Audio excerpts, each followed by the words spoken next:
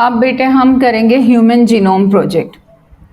Human genome project launch हुआ था इन year 1990 और उस समय बेटा ये सोच के किया गया था कि शायद 13 ईयर्स लगेंगे, but it took more than 13 years. So it was a 13-year project coordinated by the US department of energy and national institute of health. हम क्या देखना चाह रहे थे बेटा कि हम जीन्स को देखना चाह रहे थे। जीन्स के बारे में आप क्या देखना चाहोगे बेटा?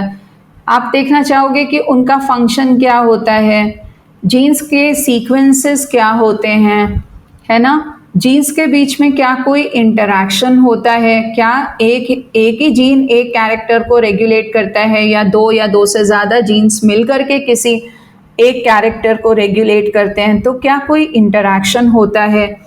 ह्यूमन जीनोम प्रोजेक्ट क्यों स्टार्ट हुआ बेटा? जीन्स को स्टडी करने के लिए। अब मैं अगर आपसे पूछूं कि मुझे बताओ कि जीन्स को क्यों स्टडी करना चाहोगे, हम क्यों बेटा जीन्स के सीक्वेंसेस फाइंड आउट करना चाहेंगे? तो यहाँ देखो हमने पिछली क्लास में पढ़ा था कि जैसे एक नॉर्मल हीमोग्लोबिन है, एक नॉर्मल हीमोग्लोबिन जीन है, तो इसमें 6th पोजीशन पर GAG होता है और यहाँ क्या होगा? CTC होगा। ये एंड होता है, ये 3' ये 3' 5'। अब आप देखो एक म्यूटेंट हीमोग्लोबिन को, जिसकी वजह से सिकल सेल एनीमिया हो जाता है, वहां 6th पोजीशन पर क्या हो जाता है बेटा? GTG हो जाता है और यहाँ क्या हो जाएगा? CAC। तो कैसे पता चला कि GAG की जगह GTG आया है, या ये टाइप ऑफ म्यूटेशन है? तो ये चेंज आया है जीन में, ये हमें कैसे पता लगा होगा? जब हम जीन्स को हमने सीक्वेंस किया होगा, हमने नॉर्मल जीन को सीक्वेंस किया, हमने म्यूटेंट जीन को सीक्वेंस किया, तभी तो पता चला बेटे, तब हमें पता चला। तो ये ह्यूमन जीनोम प्रोजेक्ट से ही पॉसिबल था। किसी डिजीज को आप ट्रीट कब कर पाते हो? जब आपको उसका कॉज पता होता है। तो एक ये भी रीज़न था बेटा ह्यूमन जीनोम प्रोजेक्ट को करने का कि हमें पता होना चाहिए कि हमारे डिजीजेस जो जेनेटिक डिसऑर्डर्स हैं उनका रीज़न क्या होता है। जब वो रीज़न हमें पता होगा तभी तो हम जीन थेरेपी के बारे में सोच पाएंगे। तो ह्यूमन जीनोम प्रोजेक्ट लॉन्च हुआ बेटा कि हमें सारे जीन्स का फंक्शन, उनका सीक्वेंसेस, उनका इंटरैक्शन, उनके बारे में सब कुछ स्टडी करना था, इसलिए ह्यूमन जीनोम प्रोजेक्ट स्टार्ट हुआ। तो अब इसमें देखो हमें बेटा गोल्स पढ़ना है और गोल्स बहुत इंपॉर्टेंट है, आते भी हैं बेटा। कि पहला गोल क्या है कि पहले तो आप आइडेंटिफाई करो जितने भी जीन्स हैं। तो अभी बेटा कितने जीन्स हैं? 20,000 to 25,000 जीन्स हमारे DNA में होते हैं। अब जब आप जीन्स को आइडेंटिफाई कर लोगे तो क्या बस जीन पता करके काम चलेगा? अब हमें वो जीन्स की सीक्वेंसेस, इनफैक्ट हमें पूरे DNA का सीक्वेंस फाइंड आउट करना पड़ेगा। जब आप पूरा DNA सीक्वेंस करोगे तभी तो आपको पता चलेगा कि इसमें से कौन सा काम का है, कौन सा नहीं काम का है। जैसे मान लो सेशन कंप्लीट हुआ, अब आपकी शेल्फ में बुक्स भरी पड़ी है, अब आपका नया सेशन स्टार्ट होना है। तो जब आपका नया सेशन शुरू होना है तो आपको क्या करना होता है? आपको पुरानी बुक्स निकालनी होती है, आपको नई बुक्स रखनी होती हैं। क्या सारी बुक्स को ऐसे ही निकाल देते हो? आप क्या करते हो? उन बुक्स को देखते हो, तो फिर आप देख देख के निकालते हो ना कि कौन सी बुक को निकालना है, कौन सी बुक को रखना है। तो आप उनको सबको स्क्रीन करते हो ना, तभी तो आपको पता लगता है कि कौन सी हमारे काम की है और कौन सी काम की नहीं है। तो जीन्स कैसे हैं बेटा? हमें कैसे पता लगा कि 20,000 to 25,000 जीन्स हैं? तो वो तभी पता चलेगा ना कौन से काम के हैं, मतलब कौन से प्रोटीन बनाते हैं, कौन से प्रोटीन नहीं बनाते। जो प्रोटीन बनाते हैं वो जीन्स होते हैं। तो वो आपको कैसे पता लगेगा? जब आप सबको स्क्रीन करके देखोगे, आप पूरा सीक्वेंस निकालोगे, तब आपको पता लगेगा कि जीन्स कौन से हैं। तो यहाँ पे बेटा to determine the sequences of 3 billion chemical base pairs that make up the human DNA। तो याद करो बेटा, ये हमने इस चैप्टर के बिगिनिंग में भी पढ़ा था कि जब हम हेप्लॉइड DNA की बात कर रहे हैं, haploid means we are talking about 23 chromosomes, तो 3 बिलियन आता है। और अगर आप 46 क्रोमोसोम्स की बात करोगे तो 6 बिलियन बेस पेयर्स होंगे। तो आप पहले सारे बेसिस को स्टडी करोगे, उनकी सीक्वेंस निकालोगे, तब आपको पता लगेगा कि इसमें से कौन सी सीक्वेंसेस हैं जो जीन की तरह काम करती हैं, मतलब जो जीन्स हैं जो प्रोटीन बनाती हैं और कौन सा ऐसा डीएनए जो कभी जीन्स की तरह काम नहीं करता, जो कभी प्रोटीन नहीं बनाता, उसको हम नॉन कोडिंग रीजन कह देते हैं, और जो जीन्स की तरह काम कर रहा है उसको हम कोडिंग रीजन कहते हैं। तो ये तभी पता चलेगा ना जब आप पूरा डीएनए सीक्वेंस करोगे। समझ आया बेटा? Yes ma'am. अब देखो थर्ड पॉइंट, देखो मैंने आपको कोई एक्सपेरिमेंट दिया है जिसमें मैंने कहा है कि ये आप कुछ सीड्स को जर्मिनेट करा के देखो, सीड का जर्मिनेशन और पोस्ट जर्मिनेशन जो सीड का ग्रोथ होता है ना, पोस्ट जर्मिनेशन जो प्लांट का ग्रोथ होता है, उस सब पर आपको लाइट का इफेक्ट स्टडी करना है और कम से कम 3 महीने देखना है। ठीक है, तो अगर आपको 3 मंथ्स तक एक प्रोसेस को स्टडी करना है, प्लांट की ग्रोथ पर लाइट का इफेक्ट देखना है, तो आपका जो डेटा रोज का होगा कि रोज आपने क्या ऑब्जर्व किया, क्या आप वो उस सारे ऑब्जर्वेशन को आप मेंटली याद कर सकते हो कि अच्छा पहले दिन इतना था, सेकेंड डे आपने ये ऑब्जर्व किया, थर्ड डे आपका ऑब्जर्वेशन क्या था। आप उस ऑब्जर्वेशन को कहीं तो बेटा लिख करके रखोगे ना। जी मैम। तो यहाँ पे क्या होता है बेटा, इसी तरीके से जितनी भी इंफॉर्मेशन बेटा जो मिल रही थी, जो सीक्वेंसेस मिल रहे थे, उनको स्टोर भी तो करना था, है ना। तो उसको बेटा, उसको स्टोर करने के लिए क्या हुआ था, उसको स्टोर करने के लिए क्या किया बेटा, डेटाबेसेस बनाए। डेटाबेसेस बेटा कैसे होते हैं, डेटाबेसेस क्या है बेटा, कंप्यूटर बेस्ड। समझ में आया बेटा? मतलब वो सारी इंफॉर्मेशन को, जैसे अब हम लोग क्या करते हैं, जैसे मान लो मैंने आपको कहा कि 3 मंथ्स तक आपको अपनी ऑब्जर्वेशंस रिकॉर्ड करनी है, तो आप क्या करोगे, मे बी आपने कंप्यूटर में क्या किया, आपने एक एक्सेल शीट तैयार कर ली और उस एक्सेल शीट में आपने क्या किया, उस एक्सेल शीट में आप अपना डेली का ऑब्जर्वेशन रिकॉर्ड कर रहे हो। तो Excel is also kind of computer program. तो आप उसमें क्या करते हो, इंफॉर्मेशन को स्टोर करते हो बेटा। ठीक है, तो जितनी भी इंफॉर्मेशन थी तभी वो बेटे आपके फ्यूचर में यूज आएगी। अगर आप उसको स्टोर करके नहीं रखोगे तो क्या होगा, अगर आप उसे स्टोर करके नहीं रखोगे तो बाद में क्या होगा, आप भूल जाओगे, या बाद में कभी आपको 1 साल बाद फिर से जरूरत पड़ी तो अगर वो इंफॉर्मेशन स्टोर्ड ही नहीं होगी बेटा, तो स्टोर्ड नहीं होगी तो वो आपके बाद में किसी काम का नहीं होगा। तो इसीलिए जितनी भी इंफॉर्मेशन थी बेटा उसको स्टोर करना, जिससे वो फ्यूचर में काम आए, बाकी दूसरे साइंटिस्ट के काम आए, इसलिए उसको स्टोर करना बहुत बहुत इंपॉर्टेंट था। तो और उसके लिए बेटा टूल्स भी चाहिए होते हैं डेटा एनालिसिस के लिए। अब तो हमें पता है कि हम सबका डीएनए 99.8 to 99.9% हम सबका सिमिलर है। मतलब आप और मैं या हम सब एक दूसरे से कितना डिफरेंट दिखते हैं, वो तो हम सबका डीएनए 99.8 to 99.9% तक हम सबका सिमिलर है। तो ये कैसे पता चला कि हम सबका डीएनए सिमिलर है? जिसको जीनोम प्रोजेक्ट नहीं पता, ह्यूमन जीनोम प्रोजेक्ट के बारे में नहीं पता, तो बेटे क्या आप सोच सकते हो कि आपका डीएनए और मेरा डीएनए 99.8% सिमिलर होगा? हम लोग कितने डिफरेंट है, हमारी हाइट डिफरेंट है, हमारा स्किन कलर डिफरेंट है, हमारा इंटेलिजेंस लेवल डिफरेंट है, हमारा सब कुछ डिफरेंट है। तो जब हम लोग इतने डिफरेंट है तो क्या तुम कह सकते हो कि आप और हम सब एक दूसरे से 99.9% सिमिलर है? बिगनिंग में ये क्या था बेटा, बहुत ये जो प्रोजेक्ट स्टार्ट हुआ था बेटा, ये डिफरेंट फेजेस में स्टार्ट हुआ था। जैसे फर्स्ट फेजेस में भी बेटा डिफरेंट पॉपुलेशंस को सेलेक्ट किया था। जैसे फेज 1 में 14 different populations were selected and more than 1000 individuals were selected for sequencing. इसी तरीके से जो बाद की फेजेस थी बेटा, तो बाद की फेजेस में भी ये और एक्सपैंड किया इसको। 2000 individuals, more than 2000 individuals were selected from different 26 populations। तो डिफरेंट पॉपुलेशंस में से इनको ले रहे थे, जैसे कोई वर्ल्ड के किसी कॉर्नर से, कोई वर्ल्ड के किसी कॉर्नर से, और उन सब का डीएनए जब बेटा वो एनालाइज किया, और बेटे 6 बिलियन बेस पेयर्स, तो मैनुअली तो उनको कंपेयर करना पॉसिबल ही नहीं है बेटा। ये कोई छोटी सी सीक्वेंस नहीं है, ये कोई 15-20 बुक्स का नंबर नहीं है कि उनको हमने मैनुअली कंपेयर कर लिया। तो जीन सीक्वेंसेस को मैनुअली कंपेयर करना तो पॉसिबल ही नहीं था, इसीलिए कंप्यूटर बेस्ड प्रोग्राम्स बनाए गए बेटा। अब तो जितनी भी एनालिसिस होती है ना बेटा, it is just a click away, there are software programs, आप उसमें सीक्वेंसेस फीड करो और वो बस आपको एक क्लिक करना होता है, वो आपको परसेंट कंपैरिजन भी दिखा देता है कि जीन्स कितने सिमिलर हैं। जैसे कुछ सीक्वेंस टूल होते थे, जैसे ब्लास्ट होता था, जब हम लोग पढ़ते थे तो हम ब्लास्ट को यूज करते थे। ब्लास्ट क्या होता है बेटा? ये एक सीक्वेंस कंपैरिजन टूल होता है, और ये किस लिए होता है? सीक्वेंस कंपैरिजन के लिए। जैसे मान लो मेरा इंसुलिन जीन है, आपका इंसुलिन जीन है, अब हम कह रहे हैं कि इन दोनों सीक्वेंसेस को, जीन सीक्वेंसेस को कंपेयर करो, तो ब्लास्ट है। उसके बाद बेटा ब्लास्ट भी फास्ट था, उसके बाद एक और सर्च टूल आया जिसको फास्टा। तो इसी तरीके के डेटा एनालिसिस के लिए बेटा, जीनोम सीक्वेंसिंग के लिए भी टूल्स बने। इसी से बेटा एक सॉफ्टवेयर का पूरा एक एक ब्रांच बन गया जो बायो से रिलेटेड था, जिसको हम क्या कहते हैं? Bio informatics. Bioinformatics.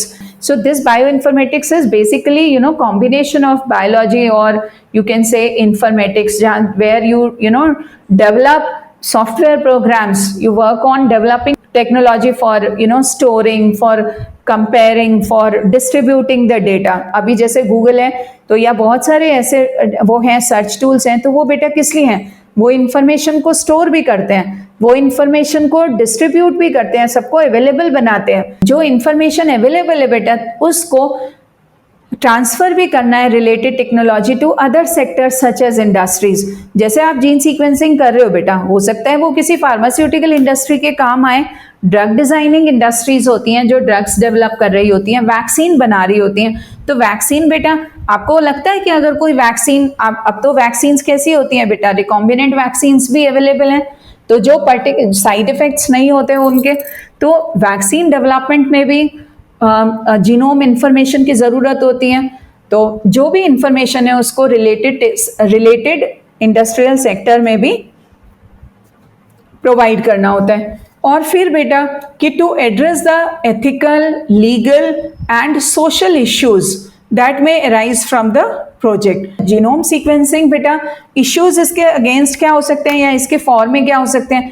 देखो, जीनोम सीक्वेंसिंग इंपॉर्टेंट तो है बेटे, क्योंकि अगर आप जीनोम सीक्वेंसिंग करोगे तभी तो आपको पता लगेगा कि डिजीज का कॉज क्या है, और जब आपको कॉज पता होगा तभी तो आप उसका ट्रीटमेंट फाइंड आउट कर पाओगे। और अब जैसे कोई ड्रग डिजाइन हुई बेटा, जैसे आपने कोविड का तो आपको सबको पता है बेटा, आप सबको पता है बिगिनिंग में जब कोविड का वैक्सीन आया था तो उसमें वॉलंटियर किया था ना बहुत सारे लोगों ने क्लिनिकल ट्रायल के लिए, बहुत सारे लोगों ने वॉलंटियर किया था।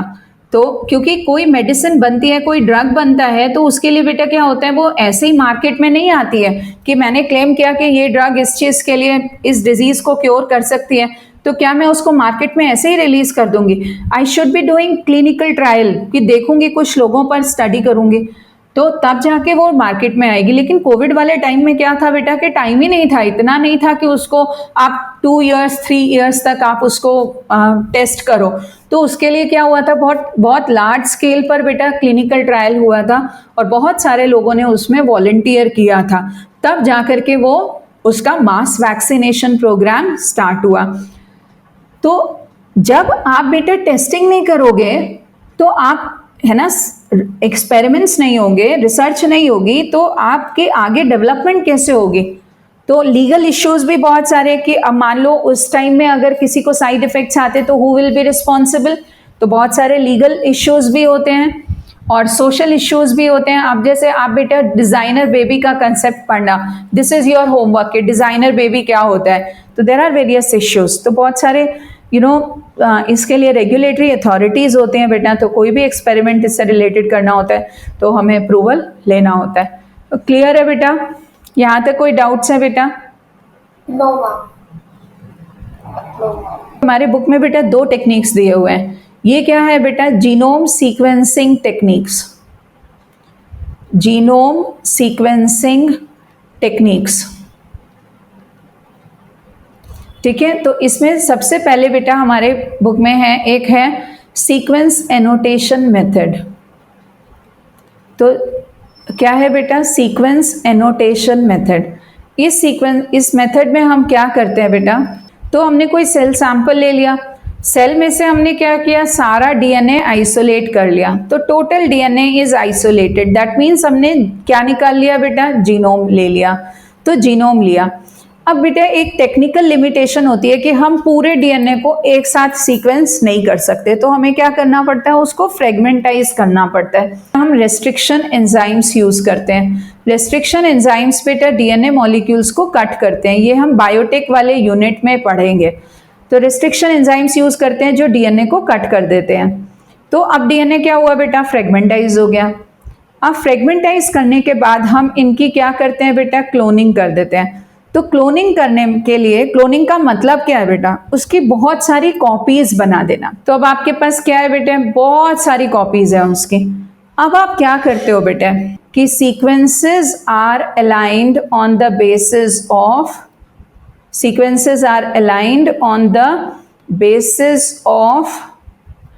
Overlapping sequences. इसका क्या मतलब है बेटा, देखो अगर ये आता है बेटा सीक्वेंस एनोटेशन मेथड, तो आपको क्या बताना है, आप सेल लेते हो, होल जीनोम आइसोलेट करते हो, then you treat them with restriction enzymes so that it gets fragmentized. तो यहाँ क्या हो गए बेटा, फ्रेगमेंट्स बन गए, और फिर आप उनको क्लोनिंग कर देते हो। क्लोनिंग से आपको उनकी आइडेंटिकल कॉपीज मिल जाती हैं, मल्टीपल कॉपीज मिलेंगी। फिर आप उन सीक्वेंसेस को अलाइन कर देते हो on the basis of overlapping sequences. इतना आपको लिखना है, ठीक है। ये होता क्या है बेटा, वो मैं ऐसे समझाती हूँ। लेट अस अज्यूम आपके को मैंने, आप में से किन्हीं 3 बच्चों को मैंने आपको 3 सीक्वेंसेस दिए, और उनके सीक्वेंसेस अभी हम एज्यूम कर रहे हैं कि ये एक ही इंडिविजुअल से निकाले बेटा, तो उनके सीक्वेंस, और हम डीएनए भी नहीं, हम अब for the sake of convenience हम यहाँ पर एक ऐसा सीक्वेंस लिख रहे हैं जो रिपीट नहीं हो रहा है, JKLM, है ना। लेकिन यही अगर डीएनए होता तो बेटा 4 बेस का सीक्वेंस होता, ATCG का। हम बस ये किस चीज के लिए कर रहे हैं बेटा, just for the sake of convenience. अब प्रॉब्लम क्या है, हम इस पूरे को एक साथ नहीं सीक्वेंस कर सकते हैं, वो टेक्निकल लिमिटेशन होती है, मशीन नहीं कर सकती है, इसीलिए हम क्या करते हैं, हमें इसको फ्रेगमेंटाइज करना होता है। अब मैंने ये आप में से 3 बच्चों को दे दिया, और मैंने बोला कि इनको रैंडमली ब्रेक कर दो। तो अगर आप रैंडमली ब्रेक कर रहे हो तो क्या जरूरी है सारे बच्चे एक ही जगह पर कट करेंगे, कोई कहीं कट करेगा, कोई कहीं ब्रेक करेगा। अब मान लो किसी ने यहाँ कट लगाया, एक बच्चे ने यहाँ कट लगा दिया, किसी दूसरे बच्चे ने यहाँ काटा और यहाँ काटा, और मे बी यहाँ काट दिया, किसी और बच्चे ने यहाँ काटा, ठीक है, B और C के बीच में काटा, किसी ने GH, है ना, K के बाद तो कट लगा दिया है मैंने, H और I के बीच में भी लग गया, F और G के, तो G और H के बीच में कट लगा दिया। अलग अलग बच्चों ने अलग अलग जगह कट लगाया। ये सारे फ्रेगमेंट्स बेटा यहाँ पर पड़े हुए हैं, ये सब यहाँ पड़े हैं। अब क्या करें बेटा, और अब हमें क्या पता कौन सा कहाँ आएगा, ये हमें दिखाई थोड़ी देते हैं। डीएनए में हमें ATCG दिखेगा थोड़ी कि हम देख करके उसको नोट डाउन कर लेंगे, हमें वो करना है। तो अब हम क्या करेंगे बेटा, हम कोई भी रैंडमली एक फ्रेगमेंट पिक करेंगे, और उस फ्रेगमेंट को पिक करके उसकी सीक्वेंस नीचे लिख लेंगे। वो बेटा मशीन में डाला जाता है, हमारे पास ऑटोमेटेड डीएनए सीक्वेंटर्स होते हैं जो हमें सीक्वेंस बता देते हैं। तो अब हमने क्या किया, एक फ्रेगमेंट पिक किया रैंडमली, तो लेट अस अज्यूम उसका सीक्वेंस आया EFG, ठीक है। अब हमने फिर दूसरा फ्रेगमेंट पिक किया, उसका सीक्वेंस आया ABC। अब हम पढ़ के देखेंगे दोनों सीक्वेंसेस को, जो नया सीक्वेंस किया उसको पहले वाले सीक्वेंस से कंपेयर करेंगे कि क्या ये सेम आ रहे हैं। सेम नहीं आ रहे, चलो अलग लिखो, ठीक है। अब क्या करेंगे, अब हमने दूसरा फ्रेगमेंट पिक किया, उसका सीक्वेंस देखा, तो उसका सीक्वेंस जो था वो GHIJK आया। तो अब मैं क्या करूंगी, उसकी सीक्वेंस को मैं यहां लिख दूंगी। देखो पहले वाले दोनों से कंपेयर करूंगी, देखूंगी कि वो कहाँ पे फिट हो रहा है। तो वो यहाँ पे GHIJK वो यहाँ फिट हो रहा है, तो मुझे पता चल गया G के बाद HI आता है। तो अब मैं क्या करूंगी बेटा, फिर कोई फ्रेगमेंट पिक करूंगी। इस बारी जो मैंने फ्रेगमेंट पिक किया वो मेरे पास C और D आया, तो मुझे पता लग गया कि CD आ गया।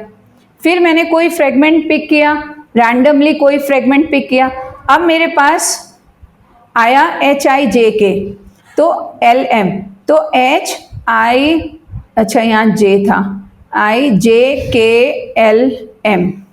तो इस तरीके से बेटा फ्रेगमेंट्स को अरेंज करते करते क्या होगा, मुझे पूरे डीएनए का सीक्वेंस पता लग जाएगा।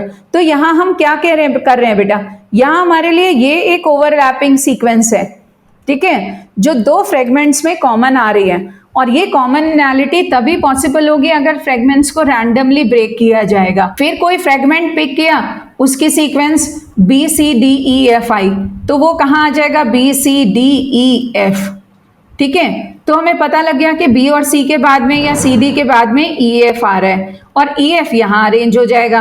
तो अब हमें पता लग जाएगा कि EF ABCD, तो हमारा पूरा सीक्वेंस क्या है वो हमें यहाँ पता लग जाएगा। इसीलिए हम लिखते हैं कि सीक्वेंसेस आर अलाइंड, मतलब आप उन फ्रेगमेंट्स को अलाइन कर रहे हो on the basis of overlapping sequences. Overlapping sequences ये सीक्वेंसेस हैं बेटा जो उनमें कॉमन होती हैं। समझ आया? Yes ma'am. आज हम यहाँ तक करेंगे सीक्वेंस एनोटेशन मेथड तक, फिर हम उसके बाद नेक्स्ट क्लास में हम एक्सप्रेस्ड सीक्वेंस स्टार्ट करेंगे।